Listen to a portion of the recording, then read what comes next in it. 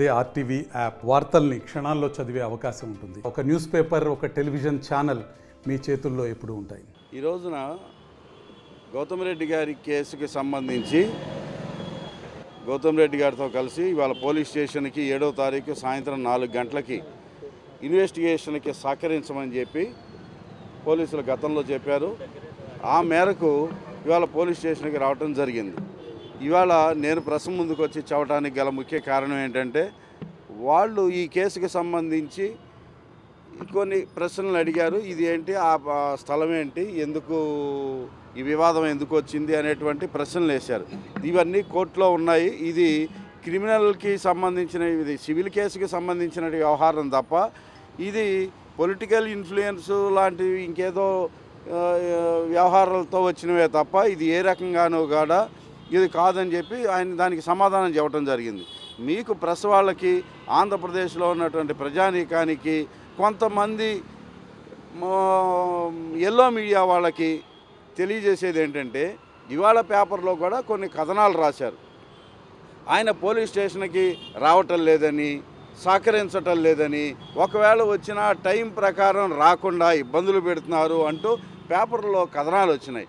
దాని సందర్భంగా మీ అందరికీ వివరణ ఇవ్వటం జరుగుతుంది. 3వ తారీఖున కరెక్ట్గా ఆయన ఏ టైం అని అన్నారో, వాళ్ళు పోలీసులు ఏ టైం అని చెప్పారో ఆ టైంకి కరెక్ట్గా ఆయన పోలీస్ స్టేషన్కి రావటం జరిగింది. ఆ టైంకి ఈయన్ని ఇన్వెస్టిగేషన్ ఆఫీసర్స్ ఎవరైతే ఉన్నారో ఈయన్ని చేయటానికి వాళ్ళు సిద్ధంగా లేరు.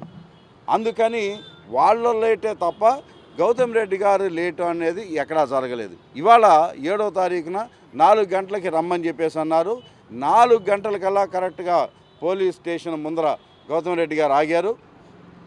అదే విషయాన్ని వాళ్ళకి తెలియజేశాం.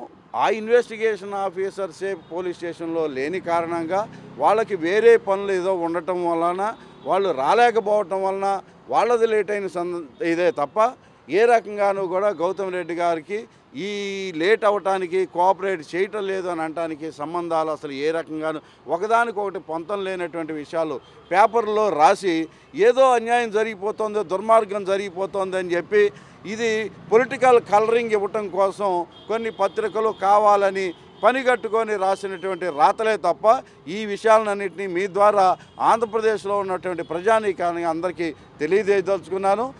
చాలా వివరంగా వాళ్ళు అడిగినటువంటి ప్రశ్నలన్నిటికీ కూడా ఆన్సర్ చెప్పడం జరిగింది.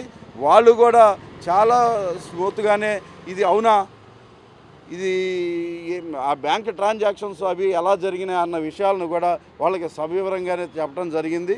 సో ఇది పోలీసులకి అన్ని వేళలా కూడా సహకరించడానికి గౌతమ్ రెడ్డి గారు సిద్ధంగా ఉన్నారన్న విషయాన్ని గతంలో ఎప్పుడూ లేకపోయినా కూడా ఈ పేపర్లో కథనాలు వస్తున్నాయి కనుక మీ అందరికీ కూడా వివరణ ఇవ్వటం జరుగుతుంది. నా పేరు సాయిరామ్, హైకోర్టు అడ్వకేట్ని, గౌతమ్ రెడ్డి గారి అడ్వకేట్ని. మరిన్ని వీడియోస్ కోసం ఛానల్ ని సబ్స్క్రైబ్ చేయండి. లేటెస్ట్ అప్డేట్స్ కోసం వాట్సాప్ ఛానల్ ని ఫాలో అవ్వండి. అండ్ లింక్ డిస్క్రిప్షన్ లో ఉంది.